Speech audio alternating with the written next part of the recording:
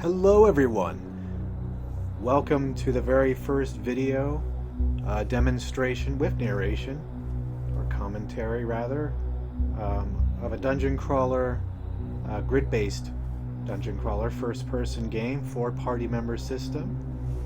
It's a project I've been working on with Game Guru just because I was getting kind of bored with the engine's very kind of primitive, the stock media and the core gameplay is mostly around just gun control and first-person shooters, and I wanted to do something a little bit different. Also, the engine is very limited memory-wise, so you can't really do like a big open world kind of game or anything too creative. You really got to think within a smaller box, and that's why I thought maybe I should just get rid of the whole running around, jumping around, shooting things, and just, almost like a board game kind of sense. I was inspired by a lot of those old dungeon crawlers from the DOS era, early Windows era, Lands of Lore, Eye of the Beholder, Dungeon Master. There's so many. So this took a lot of scripting, I would say. So right away, I figured if I'm going to do a dungeon crawler, it's an RPG, so you're going to need to be able to create your own characters. And so here we are. Basically what's happening is it's reading what kind of preset characters I've created for you. You can customize them. Later on you'll be able to choose the portrait, the name. Somehow I'm going to have to create an import field for that. Choose between different races, different classes. When you choose your class, it will give you different limitations on where you can allocate your stat points. Maybe I can even make it where you can create your own class. So this is basically how it works. You can, you have your stat points below. You have a certain amount to choose from. This is a pre-alpha, by the way, so it kind of looks atrocious. But it's the best I can do with the time I have, and it will continue to improve the more I get the basic mechanics of the actual gameplay done. So I want to show you how that looks, actually. Because this stuff's kind of boring at first. Here's your 4 different characters. I'm going to make it where you can create your own, like I was saying, where you can just, pick the gender, the race, the portrait, the class, etc. Maybe build your own backstory. Who knows? Don't know where to go with this game. I'm totally open to suggestions. So here is the game. As soon as you hit start game, it's already in. As you can see, it's first person. You have your different characters below.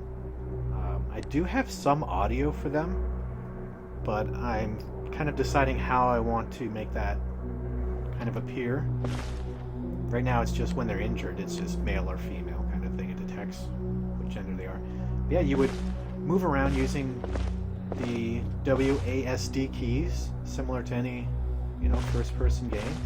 The only difference is you can only turn around every 90 degrees, so this might be kind of jarring for a lot of people that are not used to that type of gameplay. And there are some modern grid-based dungeon crawlers out there that are 3D like this, that are still being made to this day. I figured this is the best way I can kind of utilize the Game Guru engine, because if I try to do anything,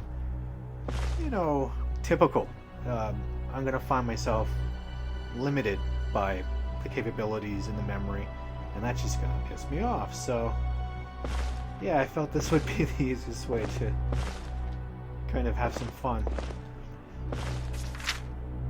So as you can see, you can interact with different objects using the mouse. That's one thing that does not directly come out of the box with Game Guru. You're not going to have like any UI or anything like that. You just have ammo and all that stuff. It's not really built for medieval games, but there is like swords and things like that, and there's creatures you can use. But again, you're going to need to do so much scripting to make that really fun. So I'll show you how I kind of created combat with this sort of system. And as you can see, we got stats, inventory. I will be creating quests. I will be creating spells. I was thinking about maybe somehow redoing how I had the map originally, because beforehand it was just a giant, graphic you could move around and it kind of plots where you are, but I'm going to reconsider how I do that. So just go over the basic UI controls and UX. So clicking on the portraits will change them. Oh, I just picked something up by accident. Somehow. Another way is by pressing either 1, 2, 3, or 4 on the keyboard, or using the mouse wheel, which allows you to quickly zoom or switch between each of the characters.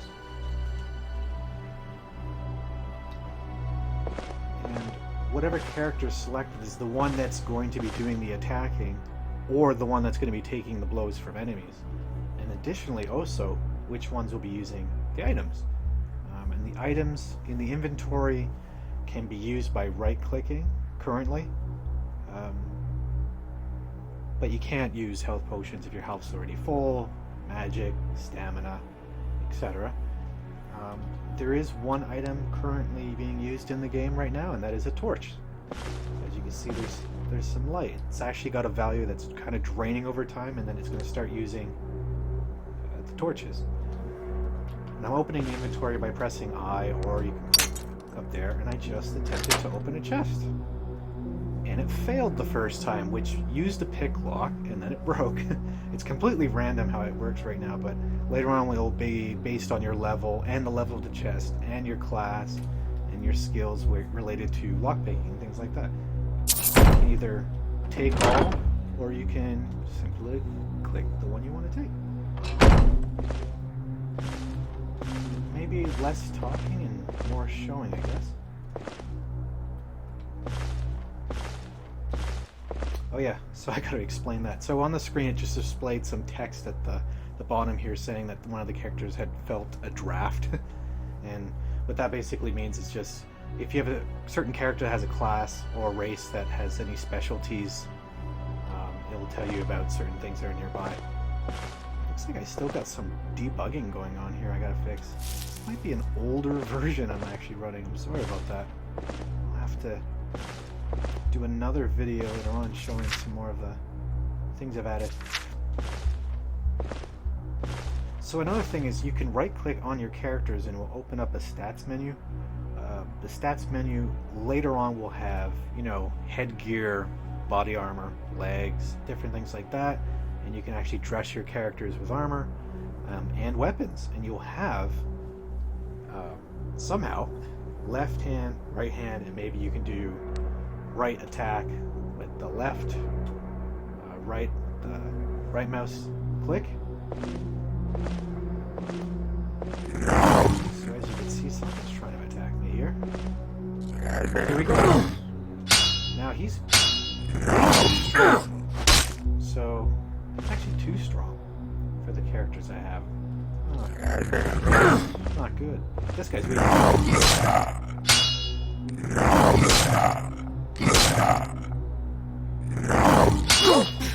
So as you can see below, the green is here. Let me step back here. The enemies can't move yet, so I'm able to step back away from the battle. But the green bar is basically your energy or stamina. It's really just your cooldown from when you can attack again. Currently, that's kind of how I'm handling it, so you can't repeatedly attack real quick. But some characters can, because they have light weapons. The top left shows, you know, text notifications basically of anything going on in the game. If you level up, if you gain XP, things like that. Collecting gold. This is an older version, so I'd love to show how far I've come since. But the frame rate is a bit lower than what it'll be when you're actually playing the game, because I'm recording at the same time. So yeah, sometimes you'll be blocked by barriers like webs and things. You can just click on it to get rid of it.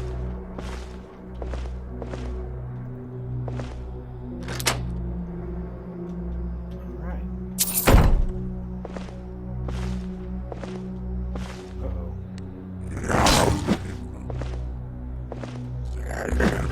As you see, I was able to step away from his attack, and it actually registered as a miss. So there's been a lot of stuff I've been working on lately.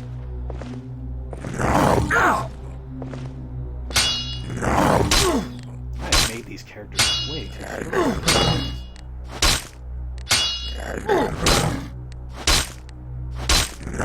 taking no damage.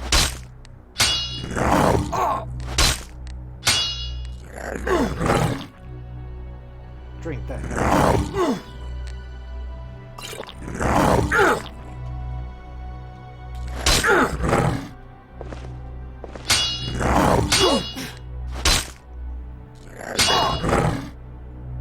Oh my god, he's...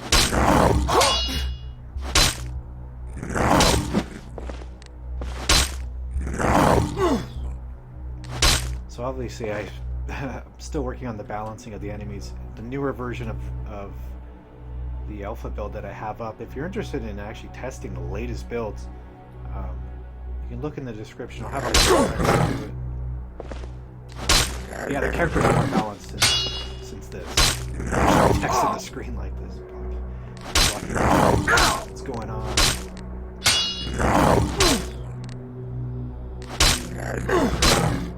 Oh, look at that. One of my characters has died.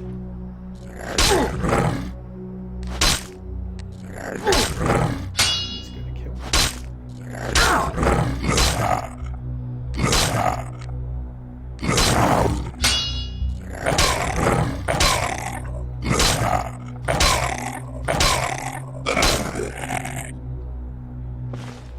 Oh, my goodness. Use a tomato.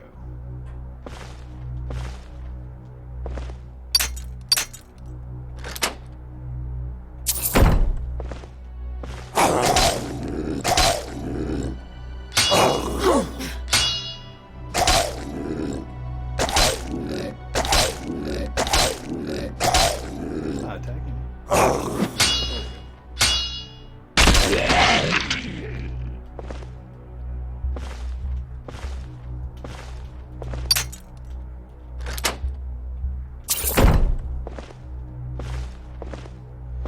Oh, you see how it says health potion used and I didn't even open the inventory? Right now I have auto potions enabled, so whenever the current selected character's health is less than, I think, 50, it will automatically use a health potion. So I'll be adding different in-game options. Who's attacking me? Oh, it's that really strong guy. No thank you. So you can see some stuff left, debugging stuff going on. I'm just trying to play around with ruins, where if you step into something, it hurts you. Traps and things like that. Below here is a pressure plate. Oh yeah, I forgot to mention that. You can look up and down using the right mouse key, mouse button, and just scrolling down or up. So it's not entirely locked in this view.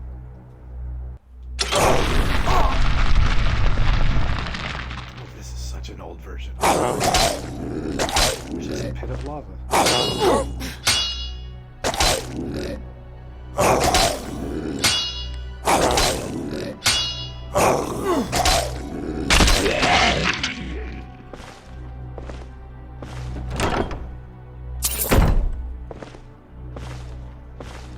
Fun. But yeah, so this is kind of where we're at. It's very early. I'm taking any suggestions people may have, especially those within the dungeon crawler community that might have some advice around balancing and things like that. Yeah, and especially when we start getting into spells and armor and wares for each character, and really start balancing things out. Because this guy's too overpowered. My goodness. Oh yeah, so I want to show some interactivity I have. So you use the mouse to interact directly with objects that you are clicking. Pretty simple. What does that do? Secret doors and things like that.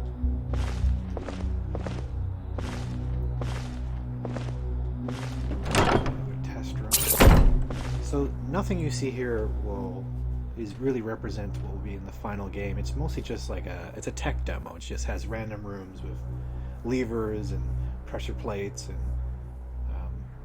randomly placed enemies, just to kind of get a feel for how everything will work. And then we can start focusing on the actual level design once all the mechanics are finished.